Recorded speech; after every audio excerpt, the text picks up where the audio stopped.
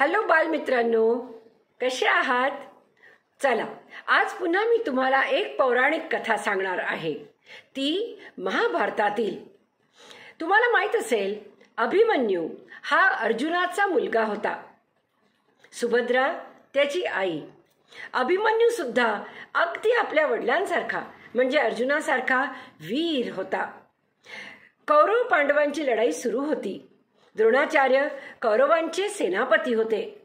पांडवांना जिंकायला त्यांनी सैन्याची चक्रव्यूह रचना केली. चक्रव्यूहात शिरणे व बाहेर पडणे केवळ अर्जुनालाच माहीत होते. पण अर्जुन दुसरीकडे लढाईत व्यस्त होता. त्यामुळे अभिमन्यू केवळ 16 वर्षाचा असताना सुद्धा त्याने विनवणी केली वडिलांना की मी चक्रव्यूह फोडतो. त्याला चक्रव्यूह फोडता येत होते, पण बाहेर पडता येत नव्हते. अभिमन्यूने धर्मराजाला चक्रव्यूह फोडण्याची परवानगी मागितली. तो वयाने लहान असल्यामुळे धर्मराज त्याला परवानगी देत नव्हते. पण शेवटी नाईलाजाने धर्मराजाने अभिमन्यूला चक्रव्यूह फोडण्याची परवानगी दिली. अभिमन्यू चक्रव्यूहात शिरला.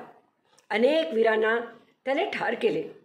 त्याला बाहेर पडता येत नाही असे पाहून कौरवांकडील अनेक वीर त्याच्यावर धावून आले.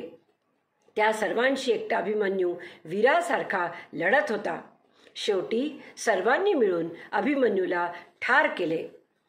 अभिमन्यू होता म्हणून पांडव लढाई हरले नाहीत.